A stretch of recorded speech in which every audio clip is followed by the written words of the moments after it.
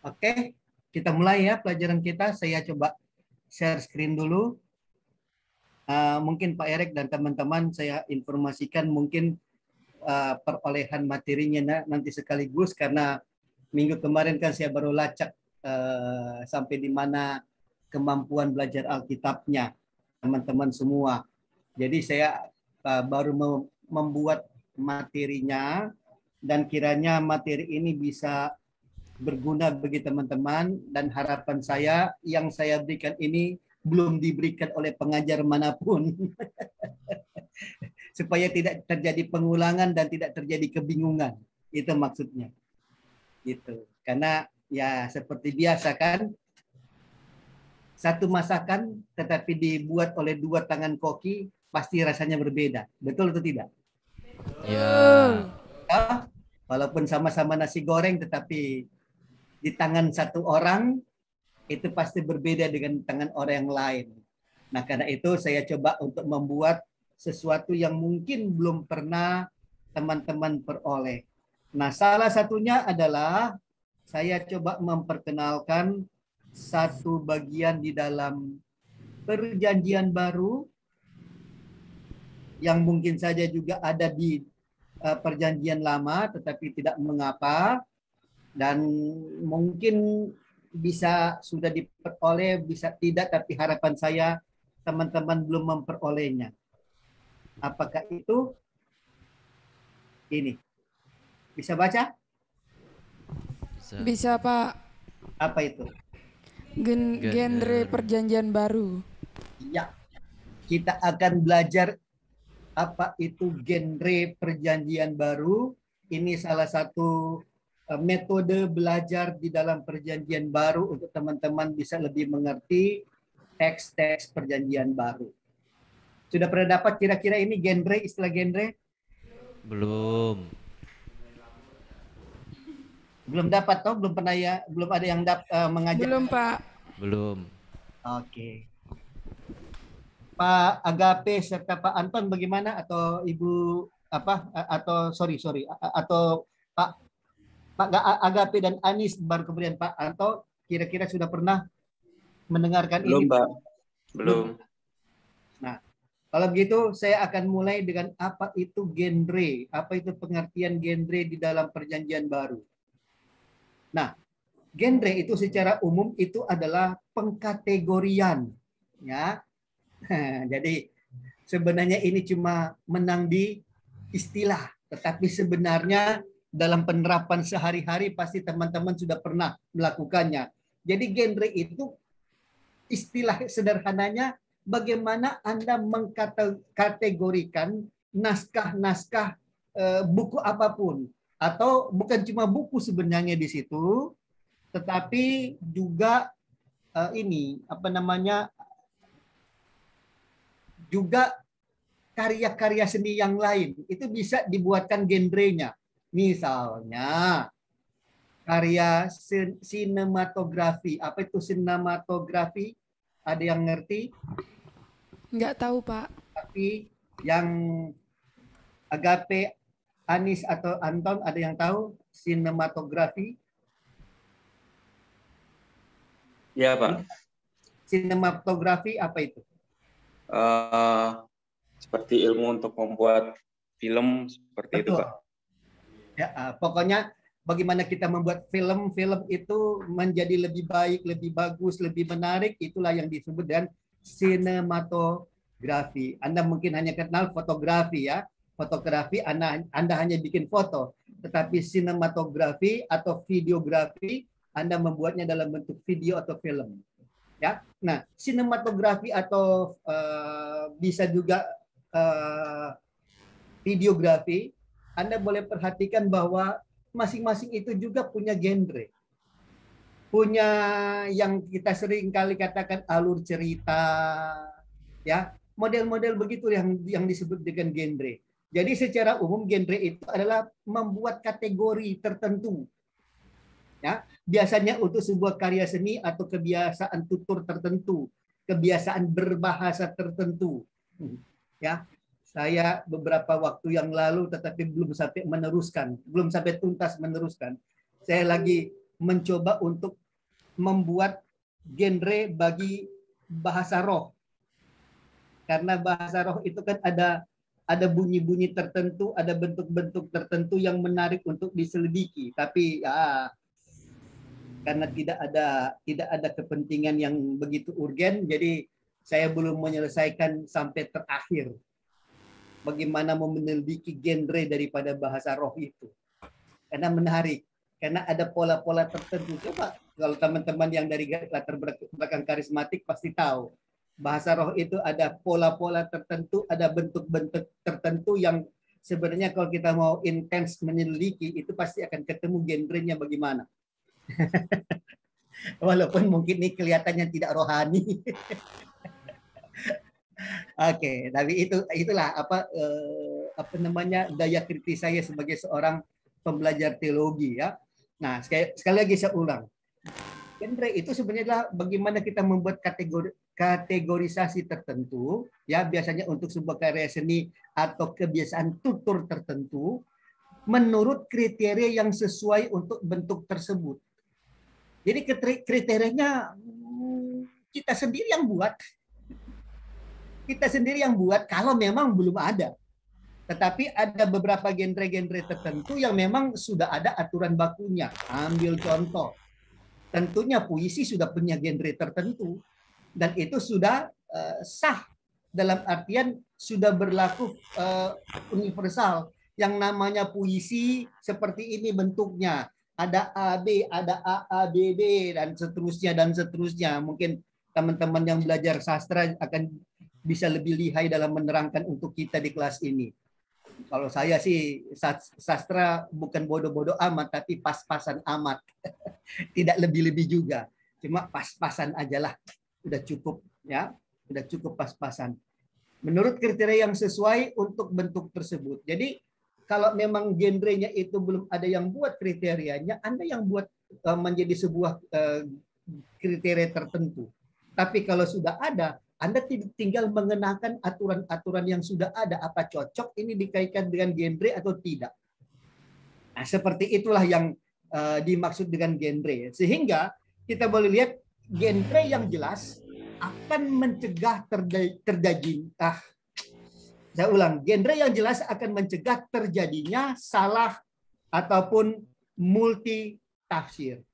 Jadi genre yang kabur akan membuat kita mengalami apakah salah tafsir atau multi tafsir.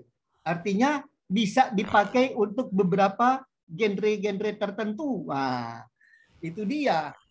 Nah, sehingga kita boleh lihat bahwa penguasaan kita secara struktur, entah dia teks, entah dia karya seni tertentu lainnya, itu akan membuat kita mampu lebih mengenal yang namanya genre. Nah, mungkin kalau baru mendengarkan penjelasan-penjelasan seperti ini, teman-teman akan lebih mengantuk. Apalagi ini sekarang mungkin masih ada yang mungkin masuk kelas baru selesai cuci muka apa. Ya, Pak. Oke, yang di kelas ada orang Singkawang asli atau ada dari yang lain-lain? Dari kampung semua, Pak. Oh, dari kampung semua. Siapa yang jadi yang di kelas ini siapa yang orang ini Singkawang asli? Nggak ada, Pak. Oh, nggak ada ya.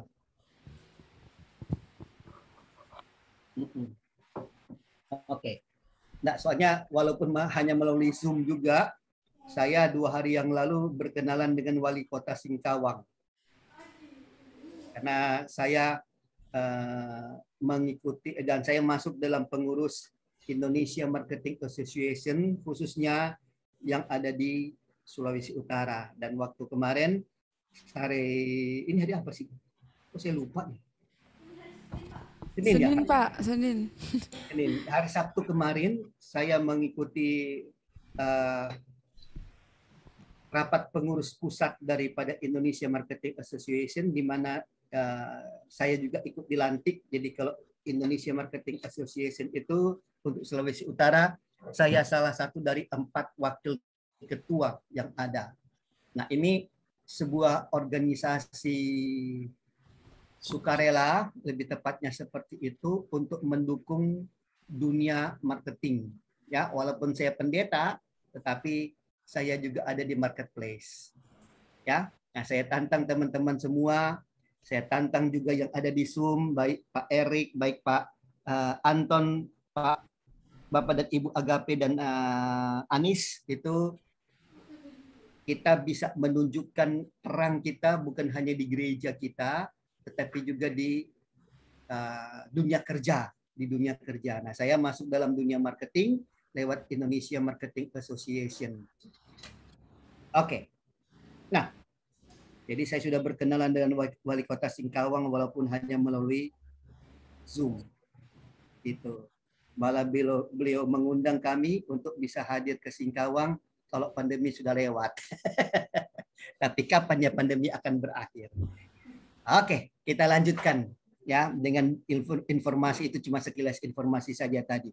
Nah, genre perjanjian baru ialah kategorisasi teks atau dan bentuk teks dalam perjanjian baru. Nah, supaya ini Anda tidak, teman-teman tidak hanya sekedar terbang di atas kepala atau masuk telinga kanan keluar telinga kiri jebol, ya, maka saya akan memberikan contoh. Nah, nanti teman-teman boleh buka Filipi 2 ayat 1 sampai 10. Lalu selidiki strukturnya. Ya, selidiki struktur kalimat. Kemudian tentukan kategorisasi menurut bentuk struktur kalimat atau menurut bentuk sastranya. Nah, mungkin teman-teman di kelas ada yang berkata, ya, saya bukan jurusan bahasa waktu lalu. Saya jurusan IPS. Teman-teman di sini semuanya tamat SMA? Lain Enggak, dari Pak. Hah? Enggak, Pak. Tidak tamat SMA. Ada yang tidak tamat SMA? Ada. Cuman sampai kelas 2. Berapa orang itu? 2. 2 orang. Yang lain? Ada yang SMP, ada yang SD. Ada yang SD. Oke. Nah, dengan demikian kemampuan kita tidak merata. Kalau Agape dan Anis tamatan apa ya? S1. Kalau saya S1 Pak, kalau Anis SMA. Oh, Anis SMA. Kalau Anto? SMP, Pak. SMP. Oke. Nah, kalau begitu maka mungkin saya ambil tengah ya. Bentuk-bentuk karya sastra yang dimaksud kita ambil yang sederhana saja. Pasti Anda bisa membedakan mana cerita pendek, betul? Bisa tahu Iya, nggak Pak. cerita pendek? Kalau perumpamaan tahu? Tahu. Tahu. Puisi tahu? Tahu. Membedakan puisi dan sajak tahu? Tahu. Yakin? Makin. Kalau Agape tamat apa ya? Jurusan apa? Ekonomi Pak. Ekonomi apa? Manajemen Manajemen. atau? Oh, begitu. Berarti kita bisa join, kita bisa bikinkan ini apa? Lembaga pendidikan motivasi. Asik. Manajemen lebih khusus konsentrasi apa? Agape? Marketing Pak, marketing. Oh, marketing. Oke. Mantap. Oh, berarti bisa masuk IMA dong. Indonesia Marketing Association. Oke. Baik, jadi kalau begitu karena kita tidak semuanya berasal tidak cukup untuk masalah sastra, maka mungkin teman-teman bisa bikin perbedaan. Ini masuk cerita pendek, ini masuk puisi, ini masuk nasihat, atau ini masuk yang namanya syair, gitu, ya, atau penggolongan-penggolongan lain yang teman-teman bisa pahami, yang sederhana-sederhana saja. Janganlah berbicara tentang gurindam, janganlah bicara tentang yang macam-macam itu, ya, sastra-sastra yang tinggi nggak usah. kita pakai saja menurut apa yang kita pahami. Oke? Tentunya teman-teman juga mengerti apa itu nubuat, betul? Ya. Ya, ya, untuk nubuat. Tunggu dulu. Siswa baru yang minggu lalu mana ya? Udah pulang, Pak. Ah, kenapa? Tidak kuat dengan Nggak tidak kuat mampu dengan katanya, Pak. tantangan. Main kabur aja, main lari. Iya, iya, iya, iya, iya. Banyak yang terpanggil tetapi sedikit yang terpilih, toh? Iya, Pak. Oke, bisa dimaklumi. Oke, nah teman-teman coba membaca dulu Filipi 1 ayat 2 sampai 10. Nanti sebentar saya akan tuntun bagaimana caranya untuk Anda bisa lebih mendalami teks ini dengan lebih baik. Saya berani pastikan kalau teman-teman memperhatikan apa yang saya terangkan, ya, teman-teman nanti tidak terasa menyelidiki Alkitab itu bisa 2 sampai 3 jam hanya untuk satu perikop. Gitu, ya.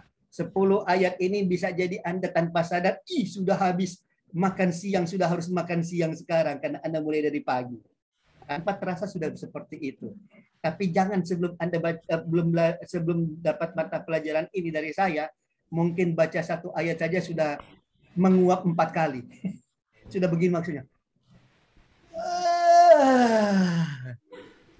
Sudah begitu 4 kali. Padahal cuma satu ayat saja dibaca. Nah, saya berani jamin kalau teman-teman bisa ikut materi yang saya berikan, nah, 2-3 jam tanpa sadar, baru habis sarapan, ada mulai coret-coret, baca Alkitab, baca Nats, tiba-tiba ada yang ketuk pintu, mama ketuk pintu. Nak, makan nak, udah jam makan siang. Lihat jam, iya ya sudah makan siang. Nah, saya berani jamin seperti itu. Nah, karena itu coba sekarang baca dulu untuk kurang lebih 10 menit pertama. Tunggu dulu. Jangan-jangan waktu lagi habis. Oh, masih lama. Masih lama. Oke. Mungkin kalau boleh baca 2 kali saja dalam jangka waktu 5 menit. Filipi 2 ayat 1 sampai 10. Coba baca dulu. Oke. Silakan baca dulu. Filipi 2 ayat 1 sampai 10. Baca 2 kali kalau boleh baca dalam jangka waktu 5 menit.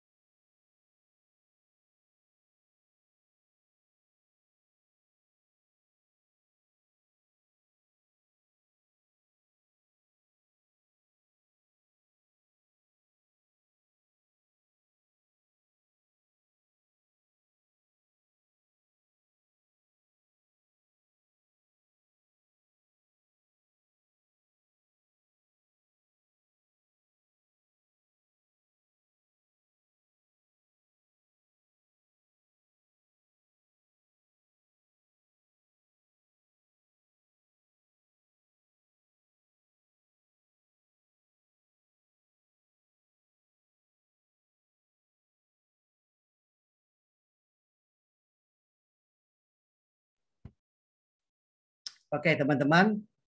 Yuk kita coba menghayati secara bersama-sama ya.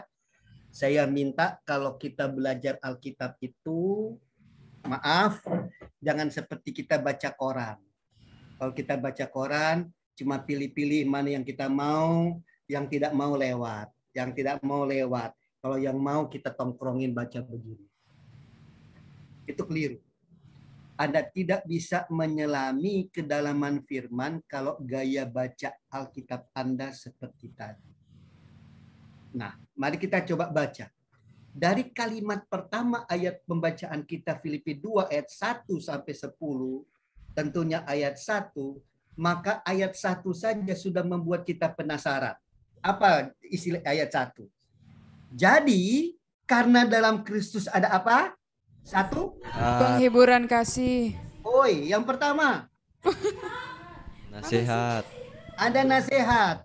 Yang kedua, Ada penghiburan Penghiburan kasih. kasih. penghiburan kasih. Yang ketiga, Ada Persekutuan roh. persekutuan roh. Yang keempat, Kasih mesra. kasih mesra. Dan yang kelima, Belas kasihan. kasihan. Anda ketemu enggak di dalam pembacaan itu? 5 poin tadi ada enggak dalam pembacaan itu? Ada. Nah, kalau saya mau coba rinci mana? Coba tunjuk. Jangan cuma ada aja tapi nggak ngerti. Itu. Ya. Jadi Anda perhatikan, Rasul Paulus saja sudah memberikan kategori. Rasul Paulus saja sebagai penulis surat itu sudah memberikan genre. Nah, nangkap di sini. Apa itu genre? Jadi ada genre apa di situ? Nasihat. Nasihat. Ada genre? Penghiburan kasih. Penghiburan kasih. Ada genre? Persekutuan roh. Ya. Keempat? Mesra. Kasih mesra. Dan yang terakhir? Belas kasihan. Itu saja Anda selidiki genre-genrenya, Anda sudah jago, Anda sudah top. Anda perhatikan, kalau Anda bikin khotbah, sudah ada 5 garis besar khotbahnya, toh? Iya, Pak. Iya, Pak. Iya, toh? Temanya Iya. apa begitu? Hidup dalam Kasih. hidup dalam Kristus, hidup dalam kasih. Hidup dalam Kristus, Pak. Hidup dalam Kristus. Ternyata hidup dalam Kristus itu ada Nasihat. kasih dulu. Kasih itu nasihat. Ada nasihat. Nasihat. Yang kedua, Penghiburan kasih. kasih. Ketiga, Persekutuan roh. empat. Kasih mesra. Yang kelima, Belas kasihan. sekarang Anda tinggal urai. Urainya di mana? Urainya di ayat 2 sampai ayat 10. Ayo. Gampang tuh bikin khotbah jadinya. Gampang. Masa gampang? Coba bikin, saya lihat sekarang.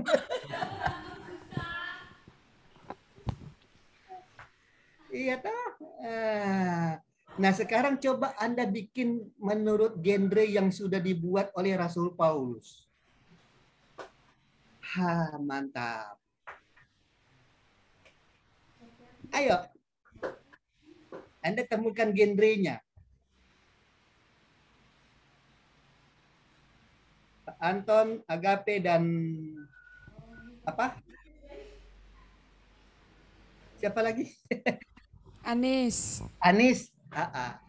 Coba ikut membantu. Kita pakai genre yang Rasul Paulus buat dulu. Kalau bentok, baru kita pakai genre-genre yang lain yang mungkin ada di ilmu sastra, ilmu bahasa lain, atau ilmu seni lain. Silahkan. Siapa tahu Agape dengan Anis atau Anton bisa lihat, wah ini rupa-rupanya kalau dibikin apa ilmu drama lagi, bukan sinematografi itu namanya itu. Apa lagi namanya kalau ilmu drama? Atau Pak Erik tahu kah ilmu drama apa itu? Saya lupa. Sudah terlalu penuh di otak sih, jadi Nggak pernah nonton drama katanya Pak.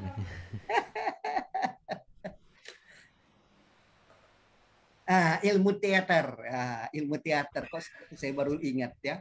Ilmu teater. Siapa tahu ini ya. Karena ini sebenarnya coba perhatikan. Ada sedikit dramanya di situ. Coba Anda perhatikan. Ada drama. Kalau dalam ilmu drama di situ ada yang dikenal dengan istilah flashback. Kilas balik. Coba Anda perhatikan.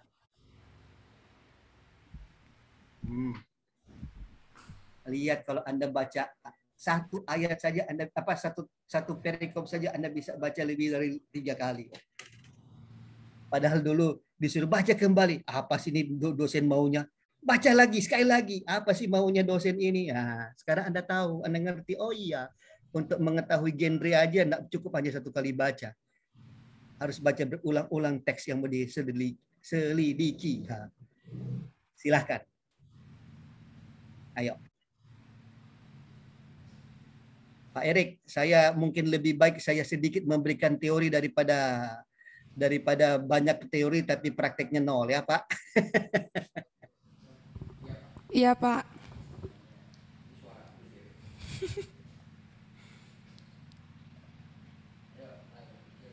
Lebih banyak praktek lebih bagus supaya Anda lebih mengerti dan mata Anda akan terbuka daripada menghafal rumus-rumus. Belum tentu rumus-rumus itu Anda bisa terapkan. Sekarang bagaimana Anda membentuk genre dalam teks ini? Ini baru pendahuluan, saya belum kasih turun dia punya teori ini. Kok ya 3?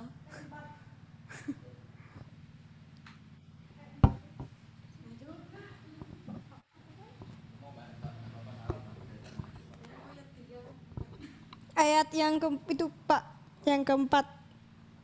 Apa itu ayat 4? Yang genre yang untuk kasih mesra. Oke. Oke, bagus. Tapi bagaimana kalau kita berurut dulu? Nasihat dulu, baru kemudian penghiburan, baru persekutuan roh, baru dua terakhir kasih mesra dan belas kasihan.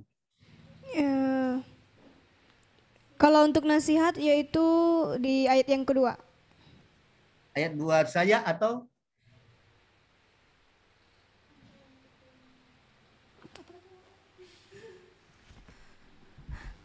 Tidak mencari kepentingan sendiri masuk apa dong kalau begitu?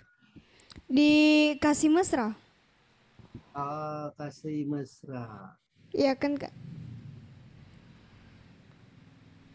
Kalau penghiburan kasihnya di mana kalau begitu?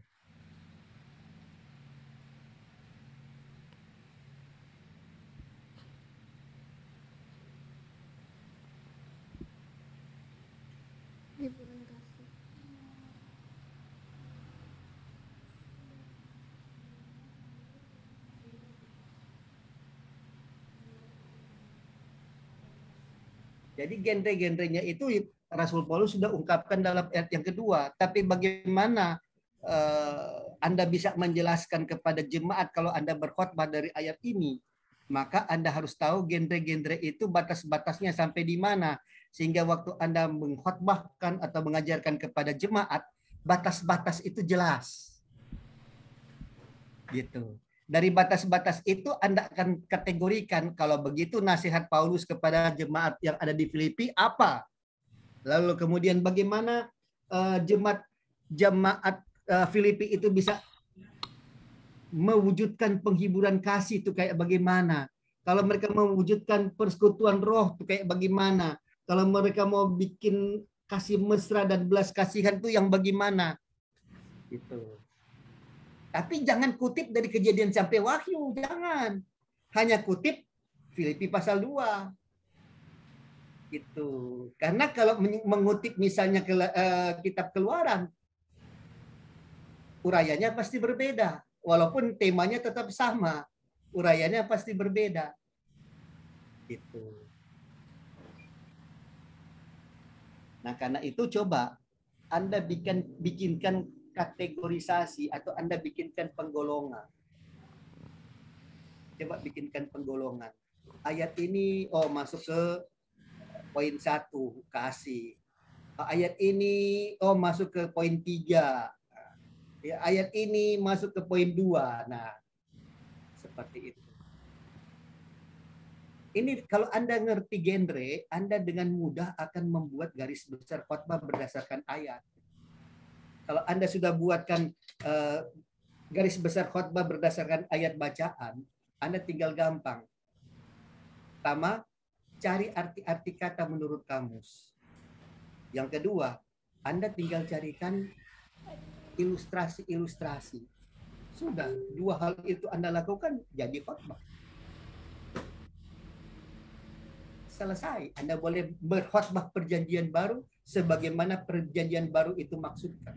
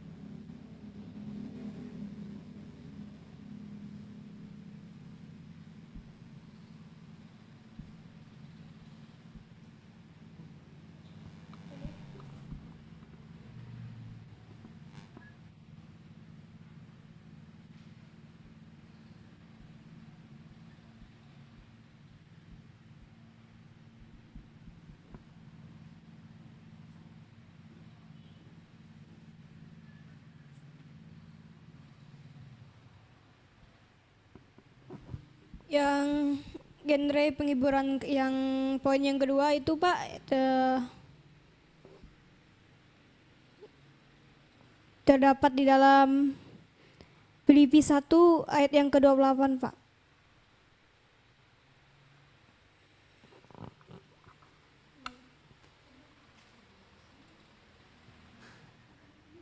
Satu ayat 8 ya. Ya, yang di naik ke atas Pak. Baca.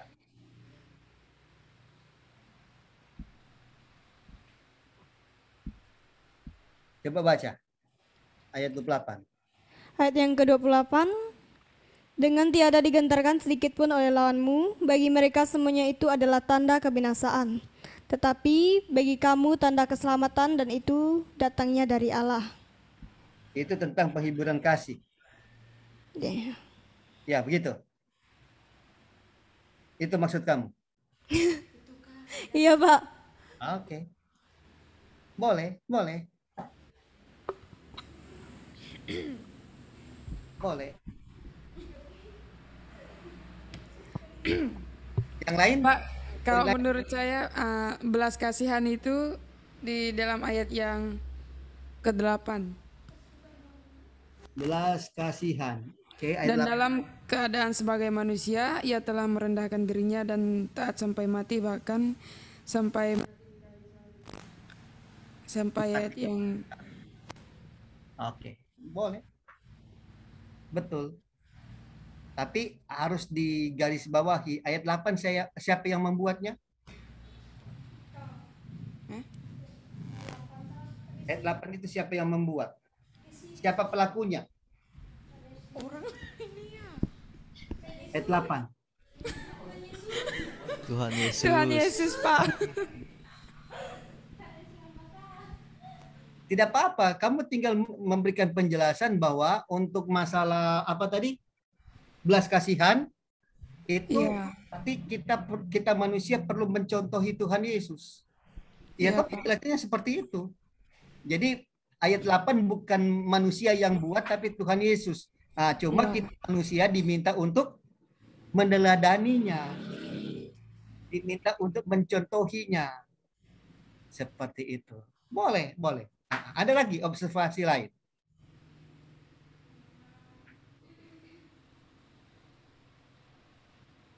Saya lihat ada kemajuan yang dalam kelas ini dibandingkan dengan minggu yang lalu.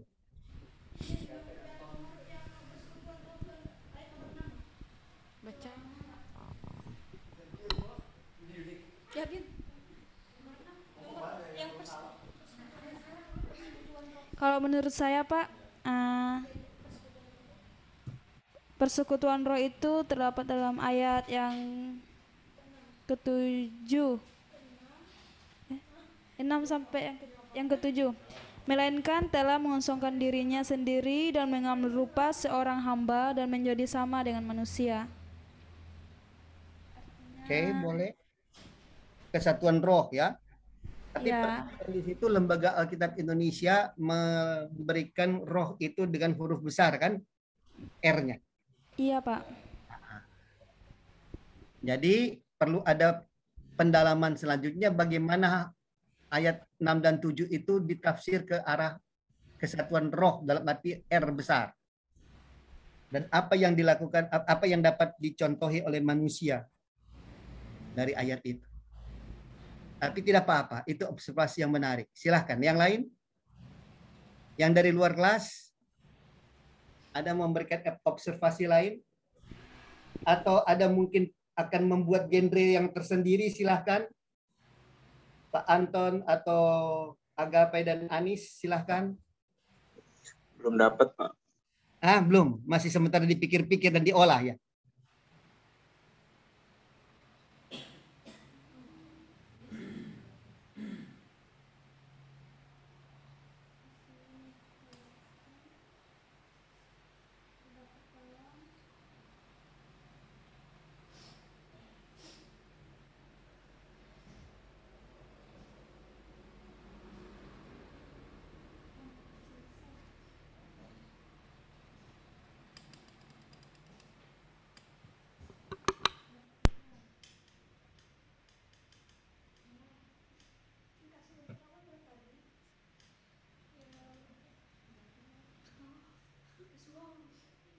Oke. Saya coba tinggalkan masalah genre Filipi 2 ayat 1 sampai 10 yang saya sudah coba arahkan teman-teman untuk melihat melalui genre yang dibuat oleh Paulus. Tapi saya, karena ini sekarang waktu sudah mau kita menutup kelas, ya. Tapi saya mau mengajak teman-teman untuk melihat bahwa genre Filipi 2 ayat 1-10, kalau kita mengikuti ilmu bahasa, maka sekurang-kurangnya di situ ada juga 3 hal. Yang pertama adalah genre nasihat. Jadi teman-teman perlu cari tahu dulu apa inti pokok nasihat yang diutarakan oleh Rasul Paulus kepada jemaat Filipi. Oke. Lalu yang kedua, ada genre syair pujian.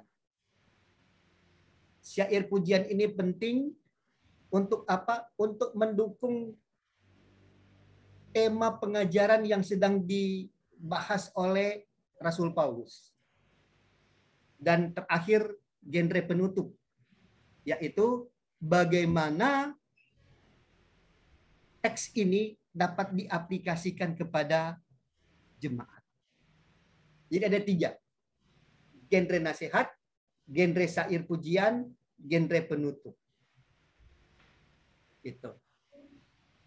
Nah, sekarang kita bahas. Kalau dia genre nasihat, nasihatnya itu ayat berapa sampai ayat berapa? Tentu dimulai dari ayat 1.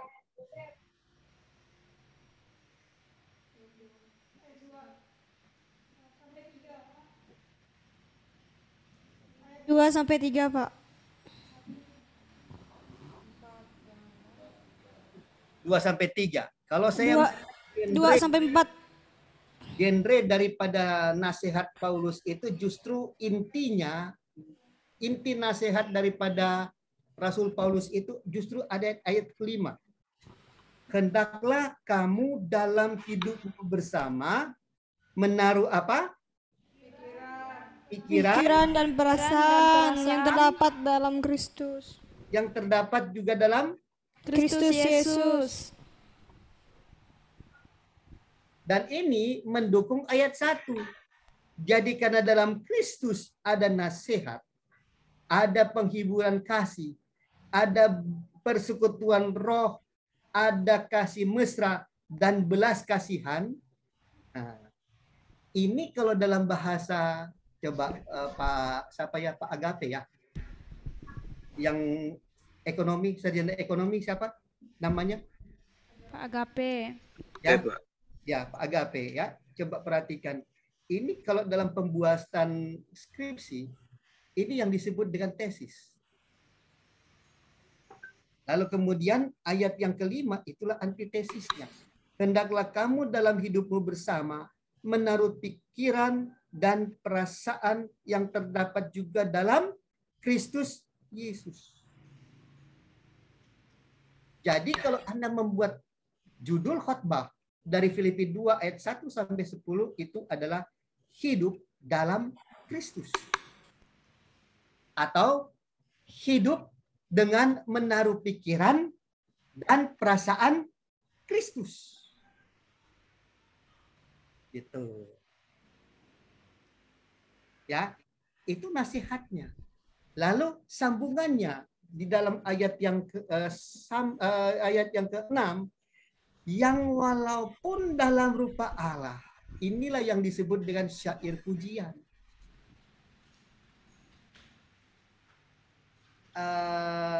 Saya lupa apakah dalam Wycliffe atau dalam Tyndale ini disebut sebagai Song of Messianic Praise. Song of Messianic Praise, ya, puji-pujian tentang praise itu apa? Song itu lagu, praise itu puji-pujian, messianic itu pengharapan mesianik, pengharapan Mesias. Karena orang Israel kan selalu mengharapkan Mesias yang akan datang. Itu dia. Nah, ini lagunya, lagu pujian, Song of Messianic Praise. Itu. Saya lupa apakah Tyndale atau Wycliffe atau mungkin juga Thyssen, saya tidak ingat persis. Mungkin Agape atau Anton bisa bantu cari, nanti kemudian akan ketemu ya. Itu inilah sebenarnya. Jadi perhatikan ya, bagaimana Rasul Paulus mau membedah hidup dalam Kristus itu seperti apa. Dia memakai pengharapan mesianiknya orang Israel berupa lagu. Nah, lagu itu yang dikutip. Anda perhatikan di buku Alkitab buku Anda, coba buka ayat tadi di Alkitab gini. Di Alkitab ini. Ada catatan kaki enggak? Ada ayat-ayat di bawah ayat itu. Coba perhatikan. Yang ini. Yang ini. Yang di bawah. Ya. Ada, Pak. Coba Anda perhatikan ayat 2 sampai pasal 2 ayat 10 dan 11 itu dikutip dari kitab mana? Ketemu enggak?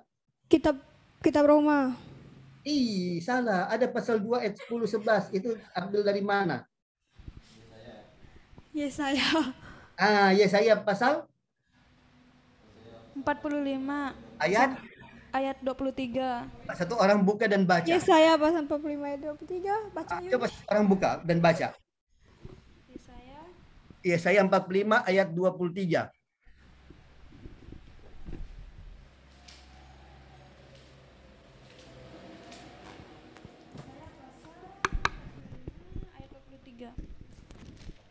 Yesaya 45 ayatnya yang ke 23. Demi aku sendiri, aku telah bersumpah, dari mulutku telah keluar kebenaran, suatu firman yang tidak dapat ditarik kembali, dan semua orang akan bertekuk lutut di hadapanku dan akan bersumpah setia dalam segala bahasa. Betul toh? Sama toh? Iya, Pak, sama. Ya, itu syair pujian yang berasal dari pengharapan mesianik bangsa Israel yang tercatat dalam Yesaya 45 ayat yang ke-23. Itu contoh. Gitu.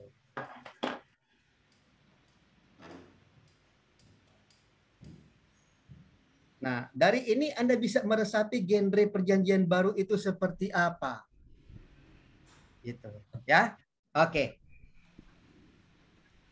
Untuk lebih memahami selanjutnya,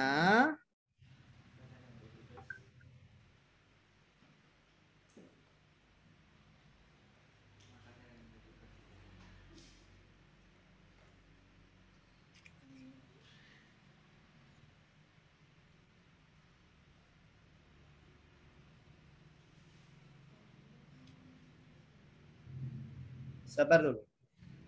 Sebentar. Sambil itu mungkin ada hal-hal yang teman-teman mau tanyakan mengenai genre. Memang ini belum lengkap, belum tuntas karena ini masih pendahuluan untuk memperkenalkan kepada Anda apa itu genre.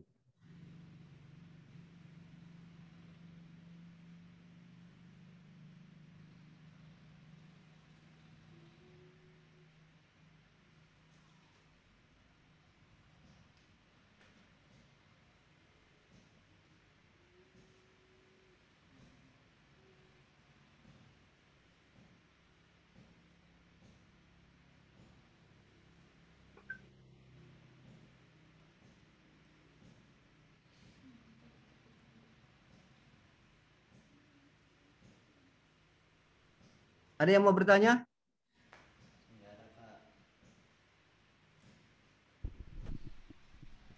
Enggak ada, Pak. Nggak ada ya. Baiklah kalau demikian. Sekarang Saya mau bertanya, Pak. oh ya, silahkan. Ini siapa nih? Agape, Pak. Oh ya, silahkan. Gimana caranya untuk ketemu genrenya ini, Pak? Kok saya masih belum nangkep ya, gimana caranya bisa mengkelompokkan ini dalam satu genre seperti itu, Pak? Oke. Genre itu saya katakan di awal kita bisa buat dengan dua hal. Pertama, memakai aturan-aturan yang sudah ada. Yang kedua, kita buat aturan sendiri. Tapi aturan yang kita buat sendiri kita harus belajar komitmen. Jangan aturan-aturan misalnya kita buat untuk menetapkan dalam satu teks kita menetapkan 3 aturan. Ayat-ayat mana yang kena dengan aturan-aturan itu yang akan masuk dalam genre kita. Itu. Jangan akhirnya genre itu membuat si pembuat aturan sendiri ikut bingung. Ya, jadi harus aturannya itu jelas sehingga bisa terbagi. Ambil contoh yang saya sudah beragakan tadi, genre yang dibuat sendiri oleh Rasul Paulus dan beberapa teman di kelas cukup baik menemukannya. Pembagian-pembagian genre itu yang dibuat oleh Rasul Paulus. Tetapi saya coba mengajak teman-teman tadi juga untuk bisa mengenal genre dari aturan-aturan yang sudah ada. Ambil contoh, aturan tentang memberikan nasihat kan ada. Membuat nasihat. Nasihat itu pasti ada dalam bentuk kata kerja berakhiran la atau biasanya dalam bentuk suruhan. Ya, itu kita bisa lihat nasihat. Lalu kemudian ambil contoh ya, tadi teman-teman tadi ambil contoh hendaklah dengan apa ayat yang keberapa itu? 3. Hendaklah dengan rendah hati yang seorang menganggap yang lain lebih utama dan seterusnya. Kan kata hendaklah itu berarti nasihat. Gitu. Lalu kemudian kasih. Ayat-ayat mana yang ada kriteria tentang kasih gitu. Itu genre yang kita buat. Genre yang dibuat oleh penulis yang bersangkutan dalam hal ini Rasul Paulus. Itu. Tapi saya coba untuk memberikan kepada Anda genre-genre yang bersifat umum. Yang nasihat itu pasti berakhiran kata kerja berakhiran la. Lalu kemudian syair pujian, apalagi pujian yang bersifat pengharapan mesianik. Itu pasti ada dalam kitab-kitab perjanjian lama. Saya memberikan contoh satu ayat yang ada kutipannya Yesaya 45 ayat berapa tadi? 23. Ayat 23. Itu contohnya. Gitu. Oke? Oke, Pak. AKP ya tadi ya? Iya, Pak. Gitu. Jadi kita bisa tempuh pembuatan genre dengan dua hal. Pertama, kita bikin sendiri atau penulis yang bikin sendiri. Yang kedua, kita boleh lihat genre-genre yang bersifat umum. Nah, untuk genre-genre yang bersifat umum ini, saya harapkan teman-teman mulai sekarang jatuh cinta juga dengan dunia sastra. Gitu. Saya sebenarnya waktu pembagian jurusan di SMA, saya menyesal. Setelah saya kuliah di sekolah teologi, baru saya tahu kenapa saya menghindar dari sastra. Padahal kalau saya belajar sastra, mungkin saya bisa menjadi seorang penafsir Alkitab yang lebih unggul. Gitu. Karena sebenarnya kalau kita lebih banyak menguasai sastra, kita bisa lebih memahami kitab suci kita. Karena kitab suci kita itu memang firman Allah, tetapi ditulis dalam bentuk sastra. Ya, perintah Allah tetapi dikemas dalam bentuk sastra. Dan sastranya juga banyak yang mendalam.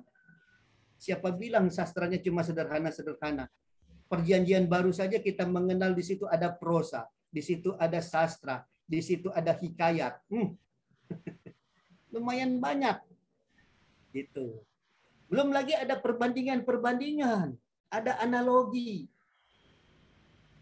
Itu kan ada juga ayat, coba Anda ingat.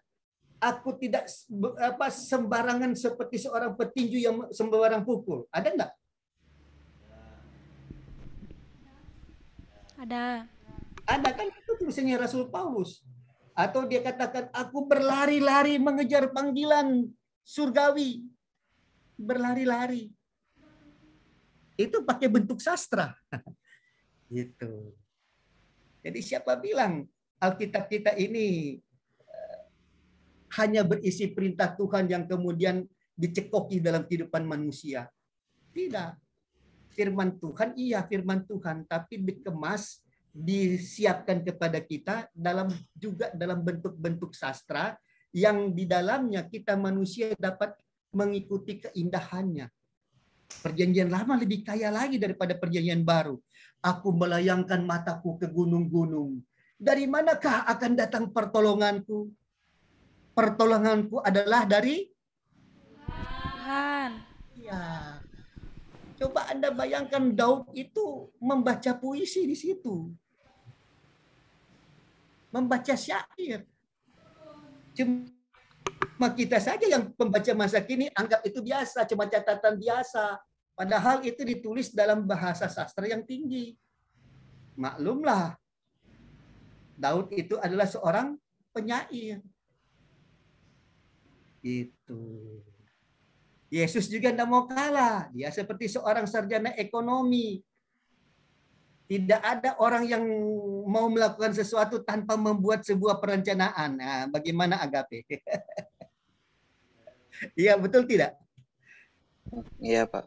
Iya, itu. Dia Tuhan Yesus memakai bahasa yang bisa dimengerti oleh kita dan cukup indah. Itu. Orang ekonomi sama orang arsitek yang bisa menerjemahkan ayat yang Yesus katakan seperti tadi. Gitu, ya. Oke, saya sudah ketemu sekarang. Coba Anda buka Filipi 1 ayat yang ke-8.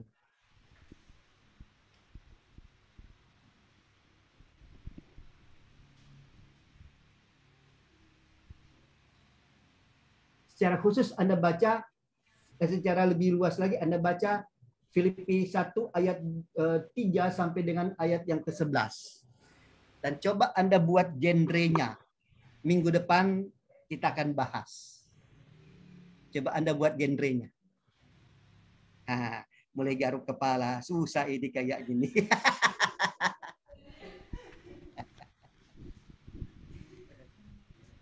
Ya, coba Anda lihat dulu ayatnya Filipi 1 ayat 3 sampai ayat 11 ya.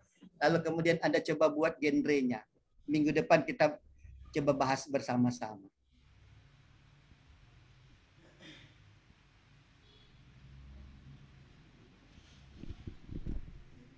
Saya berani jamin memang genre ini termasuk bagian yang paling sulit dalam mempelajari Alkitab. Tapi kalau Anda sudah lolos, maka analisa konteks, kemudian analisa arti kata, analisa struktur sastra, Anda dengan mudah lewati. Saya berani jamin. Ya, saya berani jamin. Karena sebenarnya genre melihat bentuk-bentuk teks ini itu yang paling sulit, apalagi untuk Anda yang sulit, maksud saya yang tidak pernah belajar sastra, ini memang bagian yang sangat sulit. Gitu. Tapi tidak apa-apa. Pepatah kita berkata tuh lebih baik berakit-rakit ke hulu, baru kemudian berenang-renang ke tepian. Ya, jadi kita susah dulu, kita bersusah-susah dulu sekarang, supaya nanti kita gampang dalam melewati, dalam mempelajari metode-metode tafsir Alkitab selanjutnya, khususnya Perjanjian Baru. Oke, mungkin itu dulu Pak Erik yang dapat saya berikan untuk sore hari ini. Jadi nanti kalau materi ini sudah hampir selesai, baru saya kirimkan ke Pak Erik PowerPoint-nya untuk bisa dibagikan kepada teman-teman. Oke, baik Pak. Serahkan kembali ke Pak Erik. Ya, terima kasih ya Pak buat pengajarannya Pak, supaya anak-anak semakin tajam dalam menafsirkan dan mengerti banyak hal dari Alkitab Pak. Terima kasih ya Pak. Mungkin kita bisa langsung tutup aja. Kalau nggak ada pertanyaan, silakan. Si Yuni boleh berdoa. Mari kita bersatu dalam doa. Terima kasih Tuhan buat penyertaan-Mu sepanjang